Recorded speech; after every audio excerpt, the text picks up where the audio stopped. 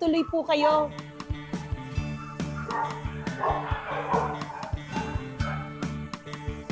Good morning po. Ito yung aming salas. So ito yung baby grand piano namin. This has been with us for 8 years almost. Yung dalawang anak ko, sila yung nag-play ng piano, yung panganay at yung bunso, yung babae. So ito yung pinagkakalibangan nila. So dito sa salas, minsan nagtitipon-tipon kami ng mga bata para wala lang magkwentuhan. Yun, wala kaming TV dito para focus namin is ang isa't isa para mag-bonding. Yan. Okay, so dito naman sa area na to, ito yung receiving area namin kasi may pinturin naman dito. Dito naghihintay yung mga bisita namin pag wala pa kami dito sa baba. So ito yung receiving area namin. So diretso naman tayo sa dining area namin. Ito yung aquarium namin. Ito puro saltwater fish. So konti lang siya kasi matagal na namin na parang binubuhay to, kailangan konti lang yung fish dyan. So I think yung clownfish nagtatago yata siya. Yan. So, and then, ito yung dining area namin. This is where the family spends most of their time together here. Sobrang gamit tong area namin. Dinner, breakfast, lahat dito, kwentuhan. And of course, I have my plate collection. I started collecting, actually, mommy ko nag-umpisa mag-collect ng plates from the UK. Inuwi niya, and kinontinue ko lang. So most of these are all Royal Albert na collection ko, which I've been collecting for the past 5 years na. Dito, we have a paging system. So, para tawagin yung mga anak ko kasi minsan ang hirap tumawagin. This is 3 floors up. So, pipindutin mo lang to. Tapos, i-announce na lang kung kakain na o hindi. Yan. So, bababa na yung mga yan. Tapos, yun. Ito yung aming short house tour ng aking bahay. Abangan nyo na lang yung aming kwentuhan ni Miss Corina.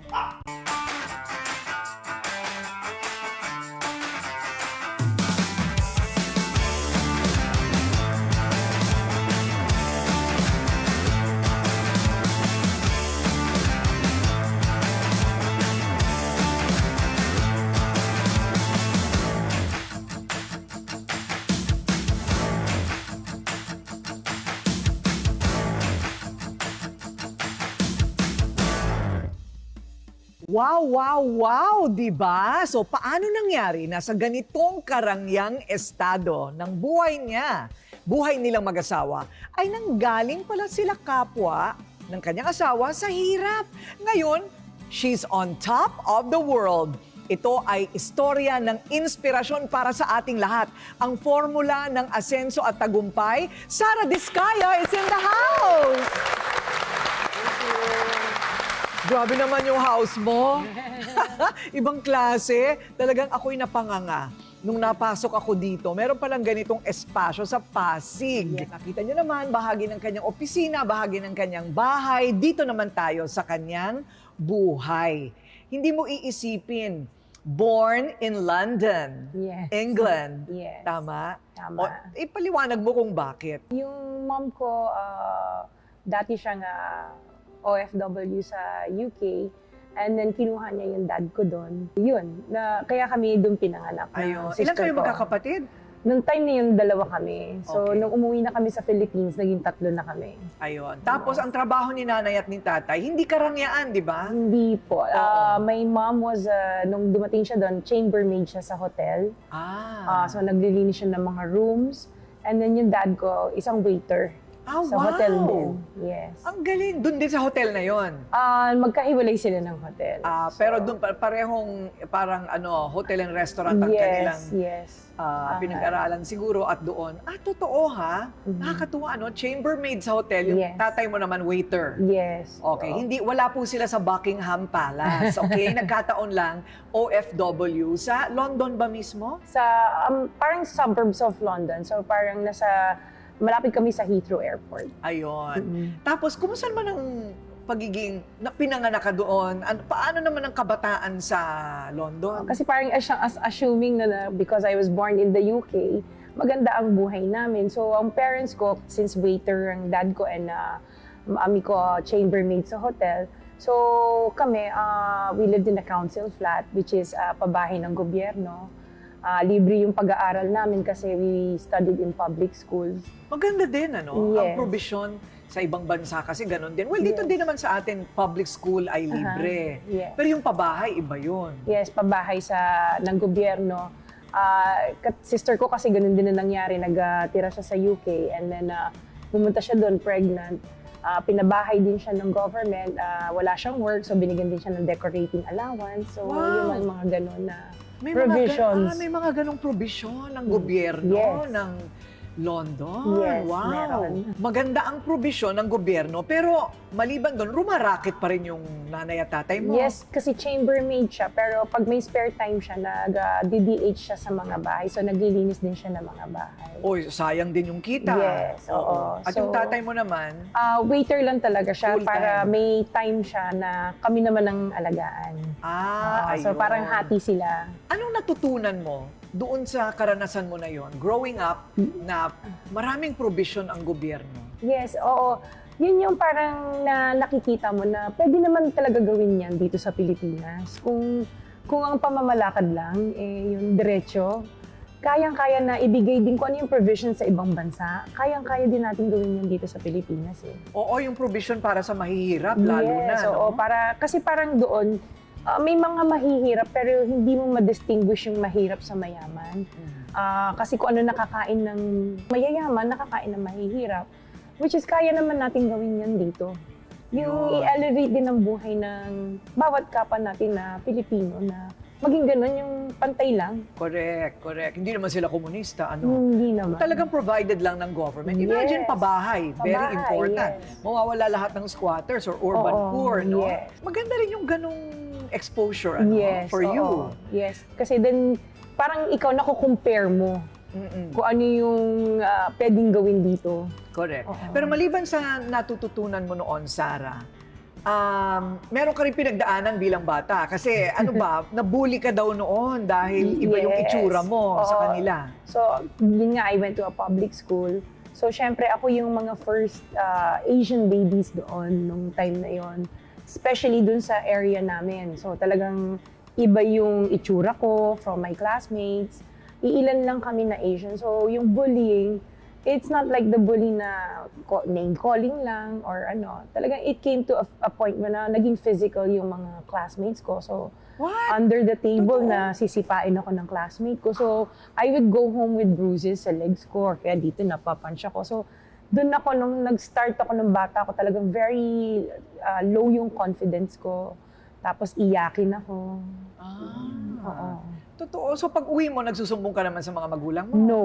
Yun yung mali ko. I never told my parents. Pero yung nagtataka mami ko, bakit kaya iyakin yung anak ko? Mom ko has a very strong personality. So nung every time na nagkakaroon ng PTC, tinatanong niya sa teachers ko, and then apparently parang na ano niya na yung isang teacher ko, parang may ano din sa color ko or ano. Tapos pinagalitan niya yung teacher ko. So from there, parang naging medyo mag-aangang end ng school year ko kasi pati mom ko, talaga I saw how my mom defended me. Talaga. O ano naman ang natutunan mo doon? Sa pagtayo ng bandila. Bandila ng anak ko dito sa public school na ito. Yes, parang natutunan ko na regardless of your race or kung ano yung features mo, maging strong ka you have to stand up for yourself to Oo. survive. Importante talaga pinaglalaban. Biro mo yung nanay mo nagdi-DH tapos naglilinis sa hotel. Yes. Pero pagdating sa karapatan niya, pinaglaban niya. Yes, oo. Very strong ang personality ng mom ko, which is siguro ngayon, medyo nakuha ko rin siya. Nakuha mo rin. Yes. O maganda naman yun. Yes. Ang daming natututunan kahit bata, ano. Opo. At saka, I think pagka nabubuli ka ng gano'n, tapos hindi ka nagsasabi sa magulang mo, parang napapaisip ka, nagiging ma-analyze kang bata, Mhm. right? So yun ba ang dahilan, nabubuli ka, kaya naisip nila na iuwi ka muna sa lola mo noong 6 years old ka? Hindi naman. Parang nahihirapan ng parents ko na magtrabaho. na nandun kaming dalawang magkapatid. So parang inuwi muna kami ng mami at daddy ko sa Pilipinas para alagaan kami ng lola ko. Parang experiment. Mm-mm. Mahirap talaga ha, kasi Yeah. dalawa din ang anak Opo, ko. oo. Meron namang yaya, kung minsan gusto kong tumalo ng bintana. Opo. Mahirap. Opo. So, ano naman ang experience mo? First time mong umuwi ng Pilipinas, 6 years old ka. Anong nangyari? Nung umuwi ako, so grade 1 ako, in-enroll ako sa school dito sa Pasig. Na iba-iba yung teaching dito kasi doon parang play teaching. Dito seryoso palang pag-aaral dito. Sobrang bookish ang pag-aaral dito. So medyo nanibago ako noong time na yon. Tapos habang nag-aaral ako, yung lola ko kasi, yung kapatid ng lola ko, isang fan ni Miss Nora Honor. Ay, anong kinalaman ni Nora Honor sa lahat ng kwentong ito? Oo, fan siya ni Miss Nora Honor. Sinasali ako. So, naging Little Miss Noranian ako ng lugar na to, ng Bangbang, noong time na yon. Little Miss Noranian. Yes, Okay. ng Bangbang. So, if may mga, si Nora sa labas, may mga gig sa labas, kasama kami, ng mga ibang bata pa, sumasayaw kami. Sayo-sayo, lahat kayo may nunal. Ay, wala na. Yung nunal ni Sarah, iuurong lang natin ng konti, paakyat, papunta doon sa tabi ng kanyang ilong. Kasi ngayon parang alanganing Lorna Tolentino. At saka, nasa pagitan ni Lorna Tolentino at ni Nora Honor ang kanyang nunal. Okay. Pero hindi naman requirement. hindi naman. Oo. Hindi naman requirement na may Opo. nunal bago maging Little Norania. Hindi naman po. Okay. So ano naman ang naisip mo ng mga panahon na yon? Akala ko laro-laro lang po kasi hindi naman parang 6 years old. So magpa-practice kami ng sayaw. Tapos parang talagang akala ko laro lang talaga siya. So nung lumabas ako sa TV, nakita ko ng isang tita ko sa Superstar Show. Di ba yun yung show ni Nora and Kuya Germs ay ng time na yon. Nakita ko ng isang tita ko, sinumbong ako sa mami ko. Tapos wala pang 1 week, binalik na ako. Pinauwi? Yes. Opo. Kasalanan ni Nora. Kaya ka pinabalik ng London. Okay. Nasira yung aking showbiz career. Nasira yung showbiz career mo, Day. Pwede sana magtuloy-tuloy. Yes. Okay na rin. Baka wala ka nito kung natuloy ka Opo. sa showbiz. Totoo. Hindi ba? So, bumalik ka ng London. So, tumuloy-tuloy hanggang Mag-15 ka. ayan. So, paano ka naman napunta sa sports? Ang balita ko, sportswoman ka. Yes, nung elementary ako, I was involved sa softball team ng school. So, vice captain ako ng softball team. I competed with other schools. And I also joined yung netball team. It's parang basketball din siya. Pero pag hawak mo yung bola, bawal ka nang gumalaw. So, it's a British sport. No? So, yun yung naging sport ko and I was part nung track and field namin. Wow! Nung high school and I was the second fastest girl in school. Totoo nga. Oo. Siguro meron ka rin gustong patunayan. Yes. Oo. Doon ko parang na-feel na, ay, welcome ka pala sa community namin pag sports. Oo. So, talagang ginawa ko yung best ko sa sports. O dyan naman, sa part naman na yan, ano naman ang natutunan mo sa part na yan? Kasi biro mo dati, inaapi ka. Biglang naging captain ball ka. Yes. O, so ano naman ang learning mo doon? Kailangan na maging sport ka. Maging Oo. sport ka sa mga classmate mo kasi parang natutunan ko doon na sila pala pagdating sa sport, talagang kailangan marunong ka makisama sa bawat iba-iba Ayun, nila. pakikisama. Yes. Yung pakikisama sa tao, Mm-mm. importante. Yes po. Oo. Aside from excelling, di ba? Kung gagawa ka rin lang naman ng isang bagay, ikaw na maging number 1. Hindi ba? Parang yun ang naging prinsipyo mo, buong buhay mo, kaya ganito kalaki ang building mo. Hindi ba? So all's well. Dahil sa kumikita naman, kahit paano, mga magulang, maganda naman ang probisyon ng gobyerno. Opo. Bakit ka pinabalik na naman ng Pilipinas nung 15 ka? Gusto na ng mami at daddy ko, ma-adapt namin yung Filipino culture. And gusto na rin parang mag-retire ang parents ko dito sa Pilipinas at magtayo ng sariling negosyo. Kasi ang hirap talaga nung work nila doon kasi shifting sila eh. So, ang nangyari, umuwi na lang kami kasi nakapag-ipon naman sila ng sapat na pera para mag-umpisa ng maliit na negosyo dito. So lahat kayo? Yes. Opo. Lahat. Opo. Okay. Parang may ganong mga OFW, ano? May plano talagang bumalik. Parang home is where the heart is. Home is where the heart is. So Opo. yan ang aalamin natin. Natagpuan nga ba at nakilala nga ba ni Sarah ang kanyang heart sa Pilipinas? Okay ang segue, no? O sige, usapang pag-ibig naman ang susunod. Bibigyan ka ng ayuda ng tupad. Bibigyan ka ng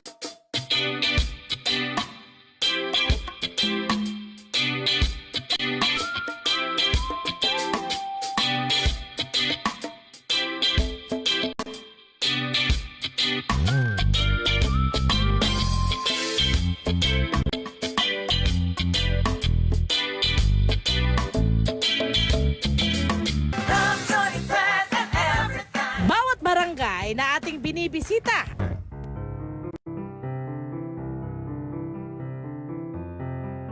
O bago tayo malayo sa ating topic, ha? Usapang love life muna tayo. Total, doon na papunta ang usapan. Pero nakilala mo ba si husband, si Curly, nang maaga sa buhay mo? Like, bumalik ka at 15 sa Yes. Pilipinas. Opo. Kailan mo siya nakilala? Nung nasa college kami, transferee ako from La Consolacion College, Manila. Nag-aral ako dito sa, malapit na lang sa Pasig. Para hindi mahirap yung biyahe kasi wala naman FX noon, jeep lang eh. Oo. So, nag-aral po ako sa school, classmate ko siya. Classmate. Yes, Okay. opo. So, pero bago yon, yung pagbabalik nyo naman, hindi ka nahirapan? As a teenager going to college, hindi ka nahirapan? Nung teenager, dito ko naramdaman yung self-confidence ko kasi nasa loob ako ng parang kasama ko puro Filipino na. So, tsaka ang babait na mga classmates ko, parang ina-assist ako. Kaya parang dun ko na maging friendly. Kasi una, iyakin ako eh. Dito ko naramdaman yung welcoming. Nagkaroon ako ng self-confidence. Pero marunong sa ka sarili naman ko. managalog. No, yun yung nahirapan kami nung umpisa. Although nakausap kami ng mami at daddy ko ng Tagalog, naintindihan namin. Yung magsalita, doon kami hirap. So, kumusta naman ang English accent natin? Ngayon, Oo. I still have the British accent. Sampulan mo naman kami. Ano? Sampulan naman kami para marinig namin. Actually, I still talk to my sister with using our British accent.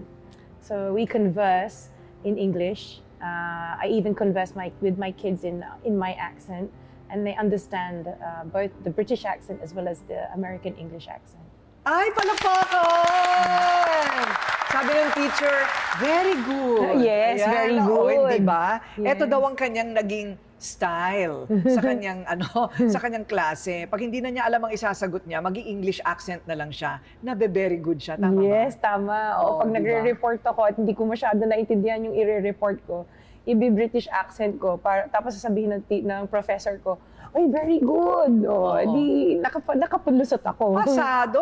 Yes. Ayun. Opo. So, okay naman. Parang okay yung naging pagbabalik nyo sa Pilipinas. At Opo. nakilala na nga si Curly. Ano totoong pangalan ni Curly? Pacifico Discaya, the second. Pacifico.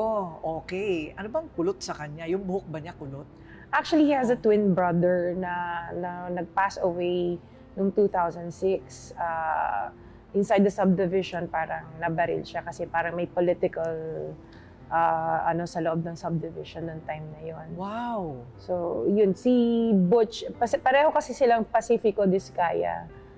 Yung brother niya, yung namatay, yung kambal niya is the first, siya yung the second. Tatay niya yung kambal. senior. Yes, identical twins. Wow. Hindi mo na nakilala yon.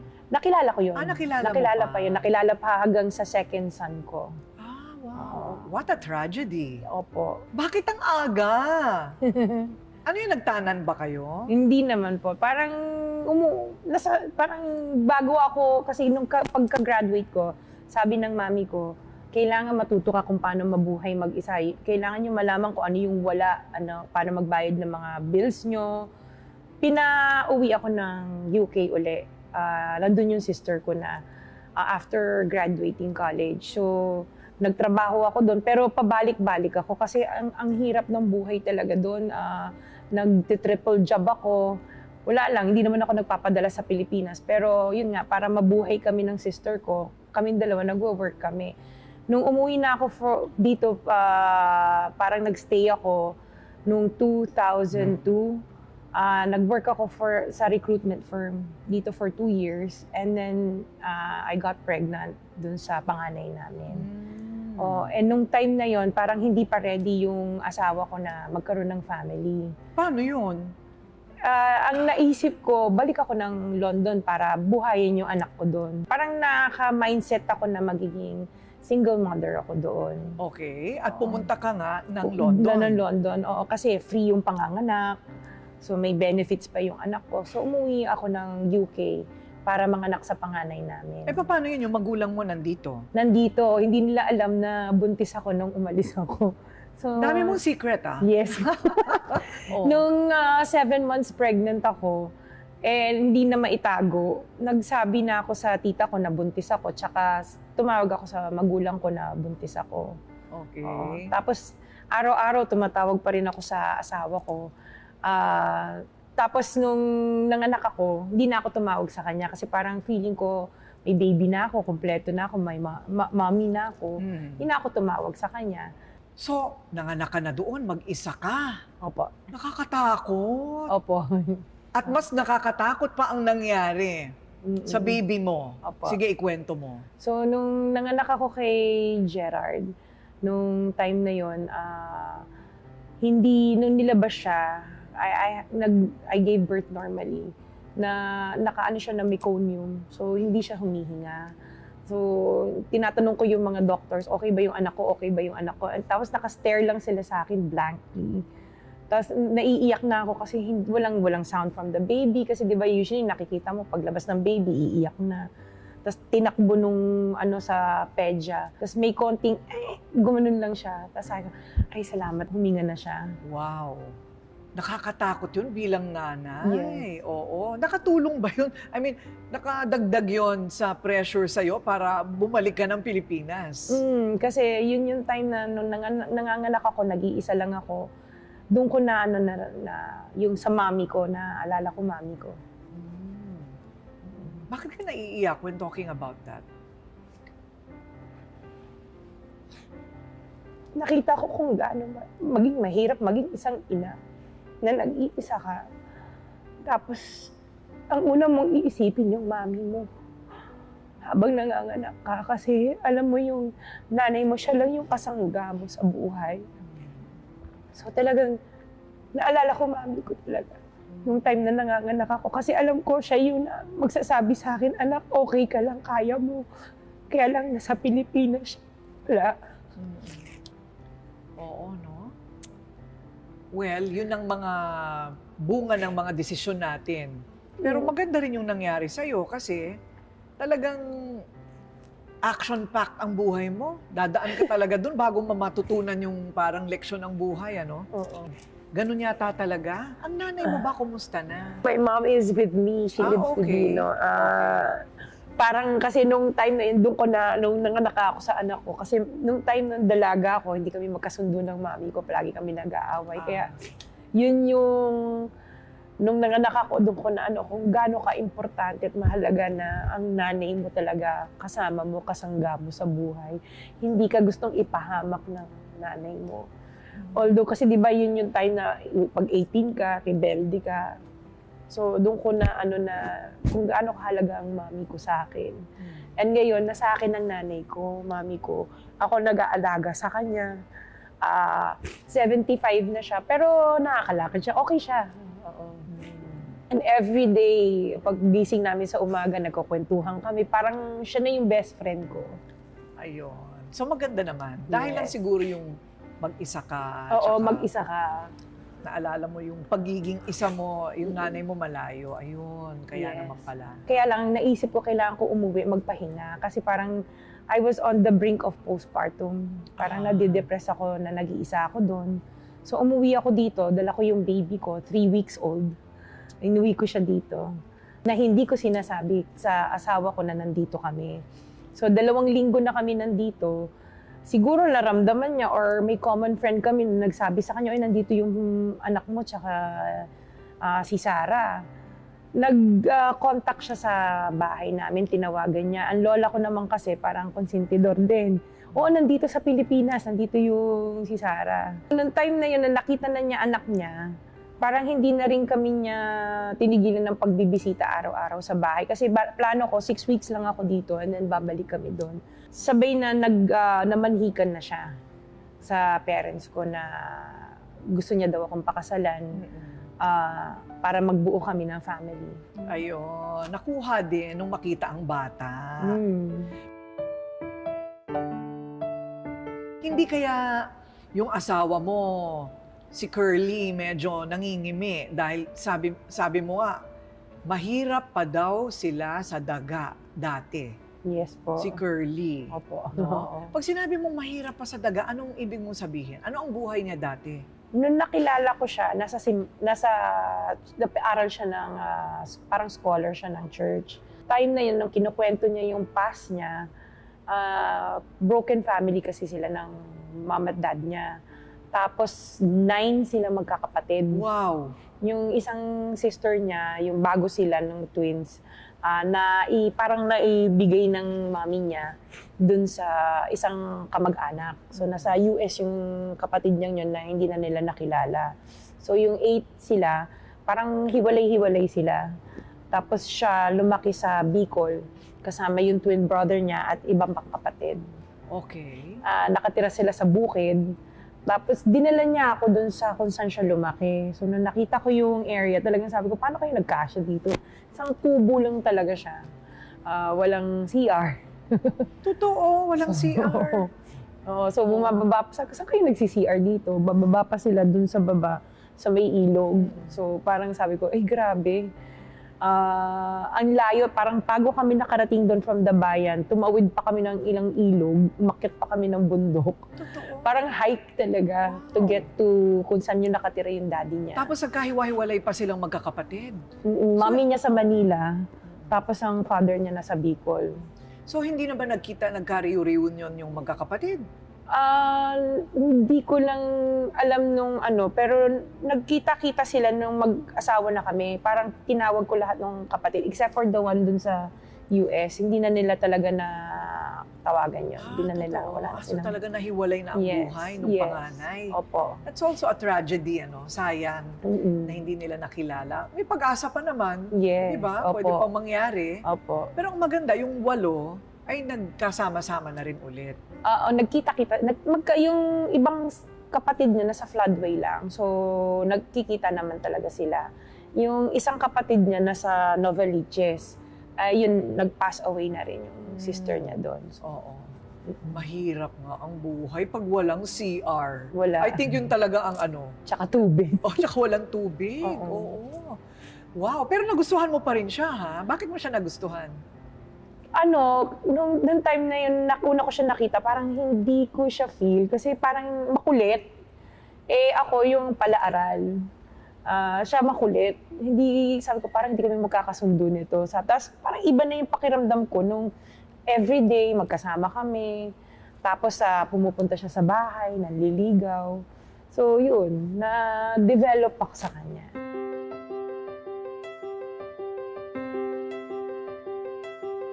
At ngayon ay 4 na ang Yes. mga anak. Anong Opo. mga edad? So yung eldest ko si Gerard, na siya, 22. Yung sumunod si Matthew, 20. Yung isa si TJ, 17 lang niya. And then yung youngest ko, si Isabel, 14. 3 boys, 1 girl. Opo. Ay, di masaya naman. O, kompleto na ang pamilya. Pero Opo. ito lang, medyo kakaiba ang sitwasyon din ng iyong mga anak. Normal naman sila. Opo. I mean, normal. They go to a normal school. Opo, regular school. Regular school. Pero may mga sintomas na nakita si Sarah at si Curly. At nalaman na lahat ng 4 mong anak ay may ADHD. Attention Deficit Hyperactivity Disorder. Opo. Sabihin, anong ibig sabihin nun? Hyper sila. Hyper. Oo, malikot. They cannot, yung attention span nila, sobrang short. So, nung kay Gerard, siya yung una napansin ko na ang likot, hindi siya mapigil sa isang upuan. Kailangan niya umikot. So, pina-check namin sa developmental pedya. Kahit nanonood ng TV? Oo, okay, malikot siya. Talagang ikot na siya ng ikot. Oo. So, pina-check namin siya sa developmental pedya. Doon namin nalaman na may ADHD siya. Nung time na yon, kailangan mag-therapy siya, yung occupational therapy and speech therapy. Hindi na siya nag-speech, sorry. Occupational therapy lang siya. To teach him to calm down. Kasi ang way of calming him down nung time na yun, yung sa tingin ko nung time na yun, nung hindi ko pa siya pinapacheck, yung gadgets. Yung pala mas lalo siya na-aggravate kasi nanggigigil siya, kailangan niya talagang kumilos. Nung may mga ways na para kalma siya. And hindi ko din sila tinreat as if special sila. Kasi normal kids lang naman sila na if tinreat mo silang special, they will come to a point na hindi na nila malaman kung ano yung tama at mali. Kasi tinitreat mo silang special. Parang you're making excuses sa lalo ba, may ginawang masama, hindi hayaan mo lang siya kasi special siya. Ako hindi. I tell them off or papagalitan ko or pagsasabihan ko. Na parang normal na bata? Normal na bata, oo. Kasi pag hindi mo ginanon, hindi na nila alam kung ano yung tama at mali. Oo. Okay. So, yun yung way of disciplining them noong time na yun. Yung sumunod, binabantayan ko na baka may same symptoms din. Which is, yung kay Gerald kasi is, may yung sensory problem. Yung kanya play. Pero yung pala nakakasakit na siya ng bata. Natulak niya. Oo. So, umabot din sa point na, syempre yung time na yun, ang ADHD, bago lang sa hindi katulad ngayon, accepted na siya. May umabot sa time na I put him in a regular school na pinipetition siya ng magulang para tanggalin sa... Totoo? Oo. Oh. So, nagwagi ba yun? Hindi naman? Ako na nag-decide to move him to a different school na kayang i-handle yung kids na may hyperactivity. But normal school, just Regular the same? school din, within Pasig. Tsaka kasi noong time yun, hindi ko naman ma-afford na padala sa magagandang school na kayang i-manage. Yes. Oo. So ngayon, lahat ng apat meron? Meron. Different degrees? Yung second child ko, parang may academic delay lang siya. So, yung pangatlo at saka pang-apat, okay na sila. Discharge na sila. Pero may interventions pa rin kami for English tsaka academic intervention for English and math. So pwede pa lang kung ikaw ay may ganong sintomas, yung mga anak mo, may iba nga, 30 years old na, tsaka lang sila nagpatingin at na-diagnose na kaya pala ako ganito. May ADHD ako. So pwede pa lang ma-reverse. Pwedeng maging normal. If pag continuous yung therapies and interventions nila, kasi umabot din sa point na bibigyan sila ng medication, which is parang hindi ako ayoko ng medication kasi baka ibang organs naman nila sa katawan nila, yun na magka-diferensya. So, intervention talaga ang pinili ko para sa mga bata. Ngayon, yung eldest ko si Gerard, the 22 years old, third year student siya sa Mapua for civil engineering. Ayun. So, yun yung worry mo bilang parent na they can't cope. So ngayon medyo yung struggle before nung maliliit sila up to now, parang napagdaanan ko pala yun na lahat sila dinadala ko sa therapy sessions para lang maging okay. Oo. Itong si Sarah, no, napaka-action pack ng buhay. Pero sanay ka sa bakbakan. Yes po. Sanay siya sa bakbakan. Kaya pinasok na rin niya ang politika. Ganon din yun eh.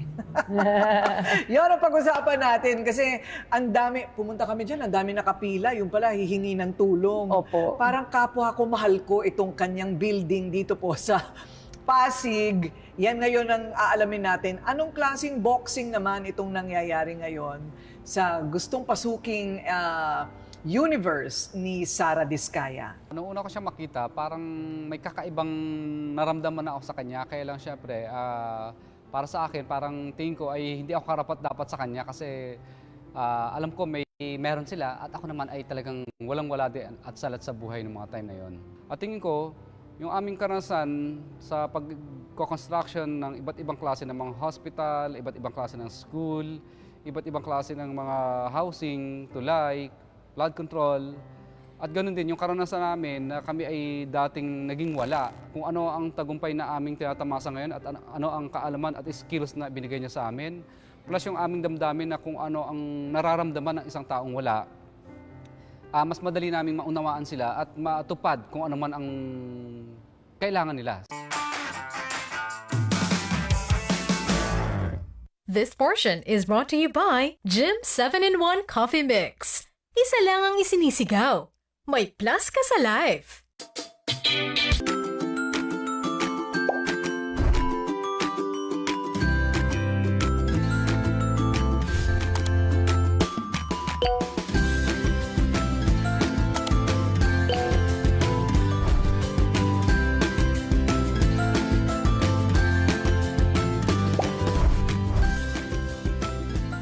This portion is brought to you by Pure Gold. Sa Pure Gold, always mura, always kompleto, always may promo, always panalo.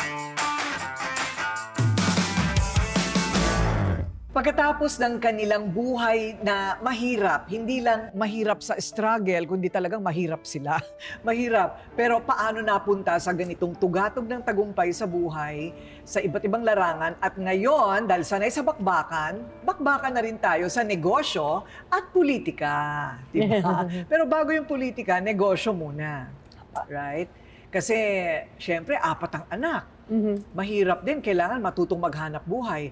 Paano ka ano nga ba yung pinasok mo? It's construction, right? Construction. Paano ka napunta sa construction? Nung umuwi kami sa Pilipinas nung dalaga ako, nag-supply ang dad ko, nag-umpisa sa supplies. And nung nakaipon na siya, nag-umpisa kami ng construction business, ang daddy ko. So nung nag-asawa na ako, yung asawa ko naging foreman ng daddy ko. Ah, totoo? Oo. Yun ba yung tinapos ninyo pareho sa kolehiyo? Hindi, pareho kaming computer management ang tinapos namin. Okay, pero ang construction na pag-aaralan. Na pag-aaralan. So naging foreman yung husband ko sa negosyo ng daddy ko.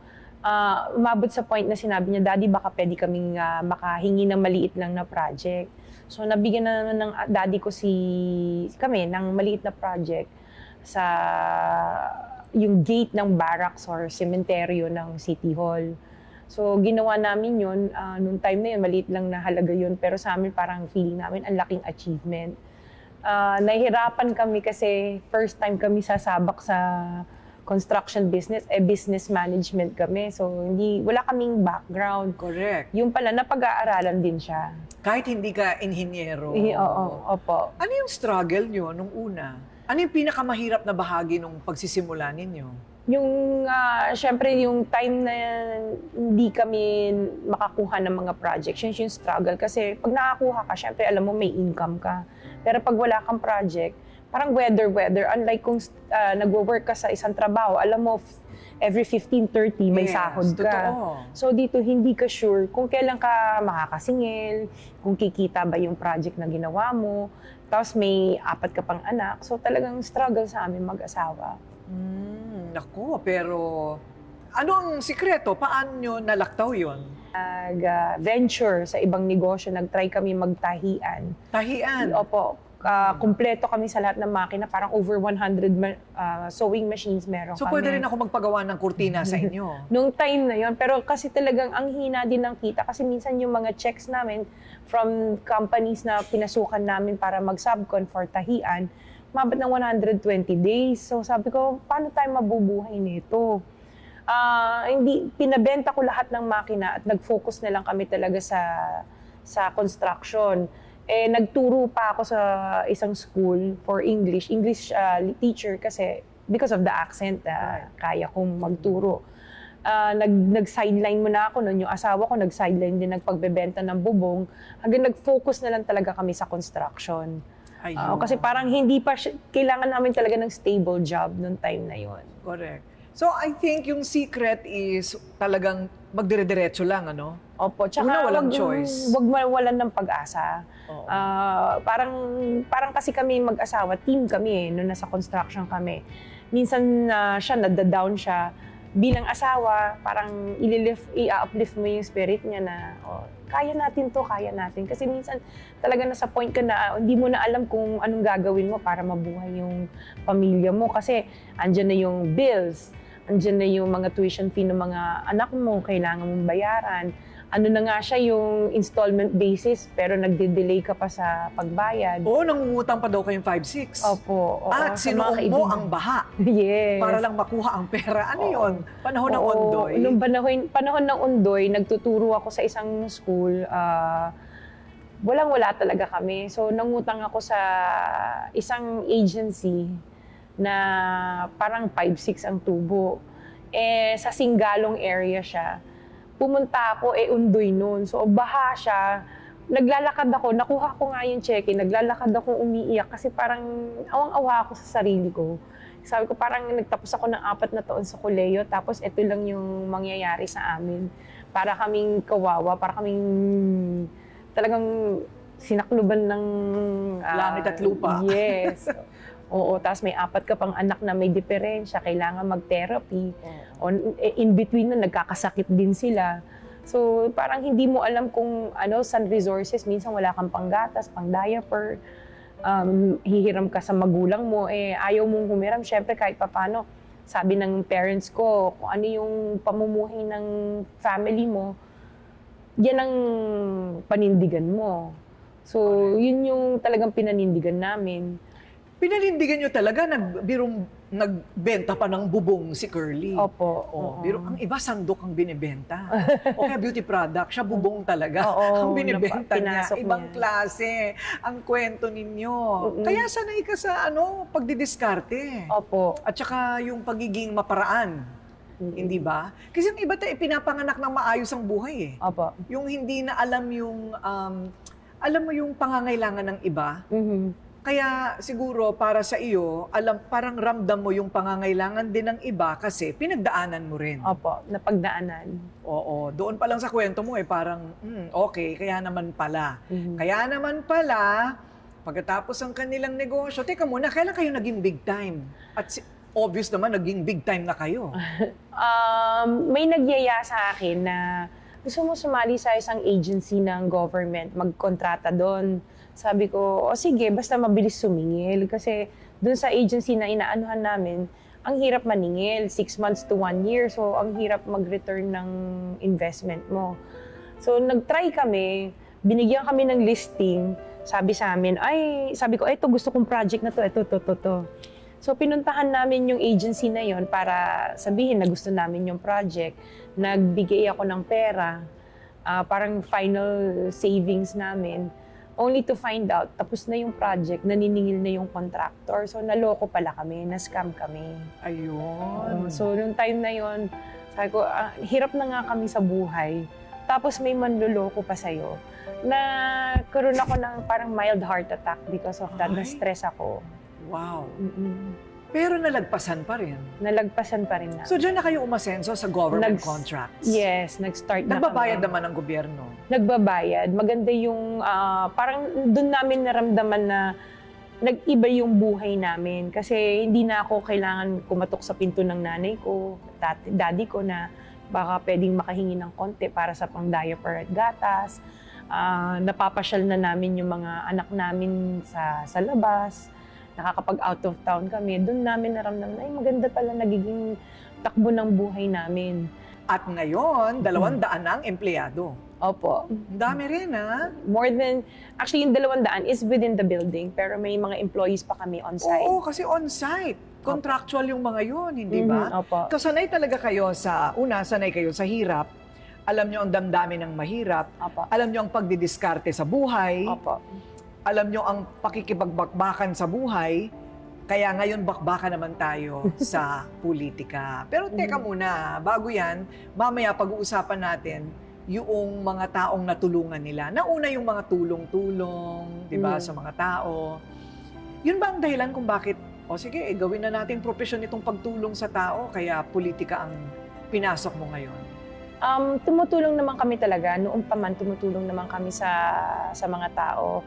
Kasi parang yun isa sa mga advocacy namin. Sabi ko, pag tayo umasenso, let's return sa community. So tumutulong naman talaga kami. Kaya lang yung reach namin, hindi ganun ka-wide. So kami dumadaan pa sa mga barangay para mag-distribute ng wheelchairs, mga medical equipment, nagbibigay kami. So ngayon parang what we see lacking is parang sabi ko, let's think about running for politics naman. Ayun, okay. So, kumusta naman ang pagsabak mo sa politika? Hindi ka naman nagsisisi? Alam mo, sabi nila, kung gusto mong gumanti sa kalaban mo, itulak mo sa politika yan. Pero not necessarily, right? Not necessarily kasi at the end of the day, parang alam mo, tumutulong ka sa kapwa mo. Mangalawa, alam mong kahit papano, win or lose naman. No? Alam mo may natulungan kang tao at may nataas o naiangat na buhay ng kapwa mo. Oo naman. Bigyan mo nga lang ng 500 piso ang pobre. Malaking bagay na yun sa buhay nila, di ba? Ano para sa'yo ang pinaka-challenging na bahagi ng pagtakbo bilang mayor ng Pasig? Ang challenging, syempre, it's totally different from being a private citizen na tumutulong. Ngayon na mas maraming taong pumupunta sa office para humingi ng tulong kasi kilala ka na. Normal lang naman parang wala naman ako nakikitang mahirap na nangyayari ngayon sa pagtakbo ko or yung paggawa ko kasi people person ako kahit dito naman sa office noon pa man, ako yung nalalapitan. So normal lang sa akin na parang everyday ko lang ginagawa. Punta sa isang lugar, namimigay sa mga tao, So matagal mo nang ginagawa yun? Yes po. I see. Okay. So, ano naman ang balak mo para sa Pasig? Yung, syempre, may tutulak sa'yo para may magawa kang pagbabago sa mga polisiya o kaya meron kang gustong isulong na advokasya o tulong. Ano yon for Pasig?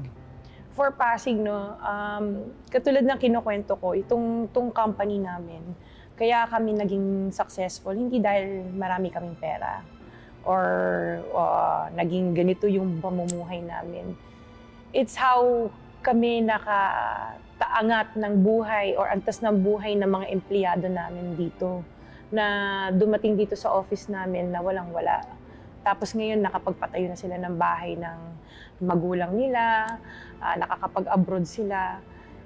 Ang nakikita ko sa Pasig is gusto ko iangat ang antas ng buhay ng bawat isang Pasigenyo na yung hindi parang walang nangyari. No, yung bigyan ng magandang serbisyo lalo na sa mga ospital. Kasi yun yung lacking ngayon, hospital services, walang gamot sa mga health centers namin.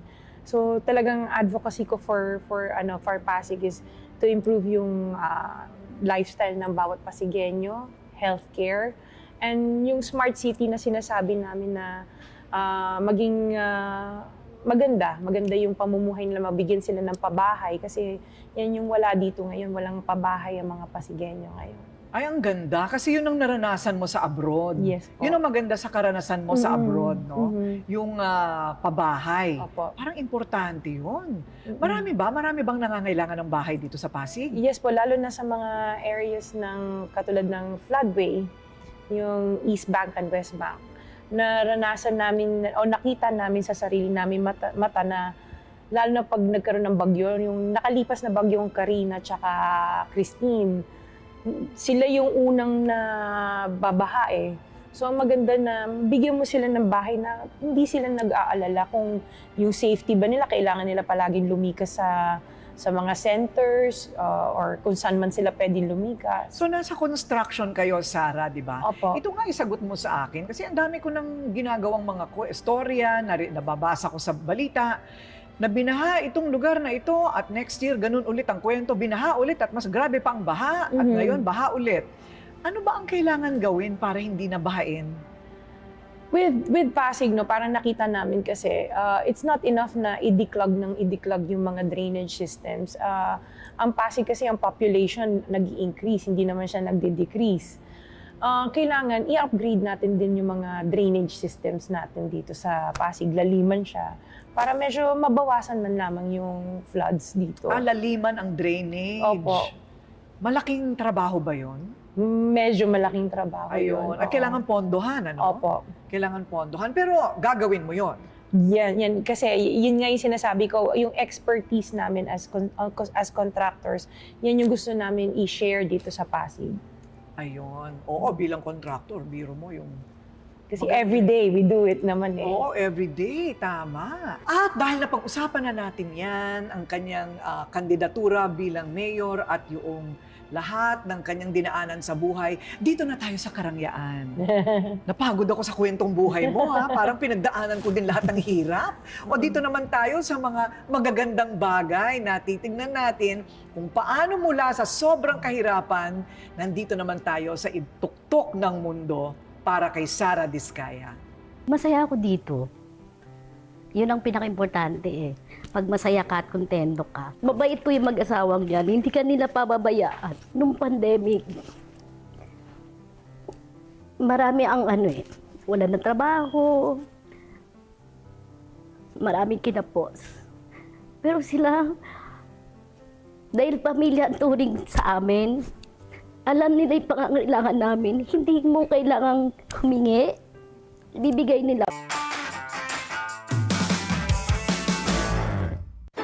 Mula sa Net25 News, ako po si Alex Santos. At ako naman po si Ali Soto. Matatag, matapang at matapat na balitaan. Yan ang aming ihahatid Lunes hanggang Biyernes. Alas 6 hanggang alas 7:30 ng gabi.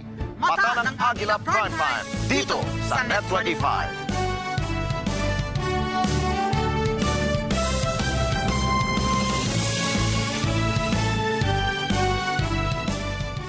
Let's get together. Sa Net25. Sa Net25.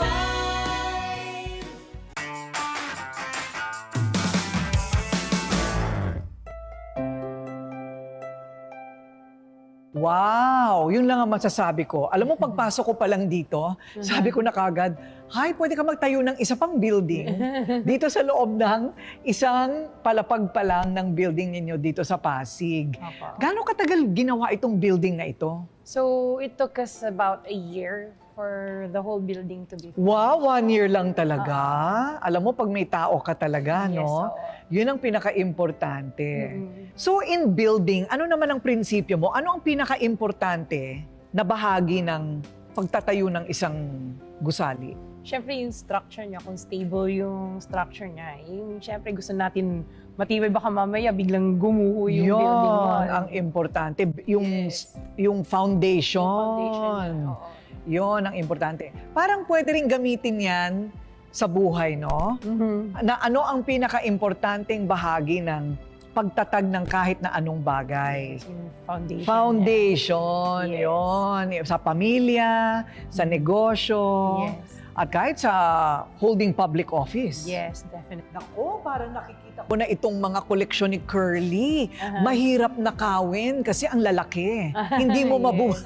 hindi mo mabubuhat. Opo. Mahilig siya sa malalaking mga bagay, no? Mhm, mhm. Parang talagang 2.0 lahat. Pero baligtad sila. Kung mga gamit pambahay ang hilig ni Curly, ang hilig naman ni Sara ay kotse. Mhm. Paano nangyari yon? Ang laruan mo ba nung maliit ka ay Matchbox? Hindi naman, pero natutuwa ako kasi nakakapag sakay namin yung buong family, tumatravel. Gusto ko yung mga big SUV cars. So, yun yung naging parang collection ko. Nauna, tinututulan ako ng husband ko. Pero nung along the way, sabi niya, maganda palang nakikita ng ibang mga clients natin yung mga kotse. At least they know na may capacity pala tayo na mag-execute ng mga projects natin. So parang ano na rin, branding. Yes. Parang part of promotion, branding. parang promotion na rin. Mm-mm. Masabi ko nga yan sa asawa ko. Baka bigyan din ako ng maraming kotse Yes. para sa branding ko. Pero totoo yan simbolo kasi siya ng ng Status success. quo. Ng Yes. success. Ibig sabihin, magaling ka sa ginagawa mo. Yes. Right? Opo. At doon na nga nag-start yung pagbibigay sa iba noong medyo inulan na kayo, binaha na kayo ng grasya. Yes. So, itong charities ninyo, nagsimula talaga noong meron na syempre kayong ibibigay. Yes. Hindi naman yung, alam mo, may iba sa atin, tulad ko, kahit may utang ako, namimigay pa rin ako, hindi ba? Hindi mo matiis. Pero in your case, ano yung unang-unang charity ninyong mag-asawa? Ang una naming charity noon nung pagbibigay or pagbabalik, I remember when I used to bring my kids to school. So bago ako umuwi, kasi yung little girl ko hindi pa nag-aaral, so nasa kotse siya, dadaan kami ng McDo. So yung may mga bata doon na every morning sa may McDo, magda-drive-thru kami, hindi ko binibilan lang para sa amin mag-ina. Pati yung mga bata, kasi instead of giving them money, mas gusto ko yung alam kong kakain sila. So binibilang ko din sila kung ano yung McDo namin, meron din sila. So every morning ina-anticipate ako ng mga kids na dadaan ako para magbili ng pagkain nila. Yun yung una. So ano naman ang naramdaman mo nung sinimulan mo yung ganong ano? Ang saya kasi parang ang gaang sa loob. Alam mo na may natutulungan ka. And then it came to a point na okay na kami. Starting 2016 pa yon, namimigay kami dito sa harapan ng house namin. So ang pila, umiikot ng buong block minsan para magbigay kami sa mga tao. So everyone is welcome. Open ang house namin. Totoo ba? Yes. So nakahanda na lahat ng mga panregalo nyo? Yes, naka-ready na siya. Binibigyan namin sila ng konting pera or kaya may grocery bags na binibigay kami sa mga tao. Paano yung uulit-ulit? Nilalagyan namin sila ng indelible ink sa daliri para hindi na sila paikot-ikot. Paikot-ikot. Yes. Okay. Paano yung lahat ng miyembro ng pamilya pwedeng pumila? Yes, hanggang bata kasi sineseparate namin yung pila para sa mga bata tsaka sa mga matatanda. Ay, nakakatuwa naman, ano? Yes, that's how we started and doon kami nakilala nung umpisa na namimigay. And then every birthday namin, naisip namin, puro na lang ganyan ang ginagawa nating charity. So, nagbigay kami ng mga wheelchairs, quad canes, nebulizers, glucometer sa mga barangays. Tapos sila nag-distribute sa mga constituents nila. O para naman sa health yon. Yes. Para sa health. Mula bata hanggang matanda. Yes, oo. Ang sakop. Tsaka yun din yung mga sakit na meron ako. So, I'm diabetic. May asthma ako. I know these items, ang mahal bilhin. Kaya yun din yung pinamimigay ko. Kaya pala nagbibigay ka ng nebulizer? Yes. Kasi may asthma ka din. Yes. Ayun. Tapos diabetic ka din. Yes. Kaya may glucometer. may glucometer. Kami. Tapos mga BP sets. And then kung sino yung nagre-request sa amin, like in not in Pasig, outside of Pasig, nag-request sila ng mga balik-eskwela programs nila. Namigay tayo ng mga starters for school na set. Ayun. Wow. So, mula sa ganong klaseng pamimigay all these years, ngayon, ang gusto nyong mangyari ay talagang pangmalawakan na, buong Pasig na talaga. We try. Yes, yes. And, yun naman ang pangmalawakan ding charity. It's a tradition na pati mga anak ko, ini-involve ko. Sila minsan yung namimigay na envelopes. We also have a soup kitchen that we've been doing also with sa isang lugar where we get street children. So kasama din yung mga anak ko doon kasi I want them to learn na ang charity work is parang makikita mo na may natutulungan ka, masaya yung natutulungan mo. Actually, yung son ko said when we took him sa isang event namin, sinama ko na may binigay kami. Tapos tuwang-tuwa yung mga tao, sabi niya, Mama, ang sarap pala ng pakiramdam na ikaw yung nagbibigay. Totoo. Oo. So parang I felt a sense of achievement sa sarili ko na yung anak ko, napapansin yung trabaho na ginagawa namin sa charity namin. Ayun. Yung nararamdaman nyo dati, nararamdaman na rin nila. Yes. And hari nawa, magmana sila sa ano. Sana. Sa ganon, yes. di ba? At mapagpatuloy nila yung sinimulan Yung yung ginagawa namin. mag-asawa. Ayun. So, well, congrats. Dahil ang layo ng pinagdaanan nyo. Opo. Yung isa galing pa ng bundok ng Bicol. At ngayon, basta ang importante, tuloy-tuloy. Tuloy-tuloy. Hindi titigil ang pagtulong ng Pamilya Diskaya. Hindi titigil po. Congrats! Thank Well done, you. sis! Thank you.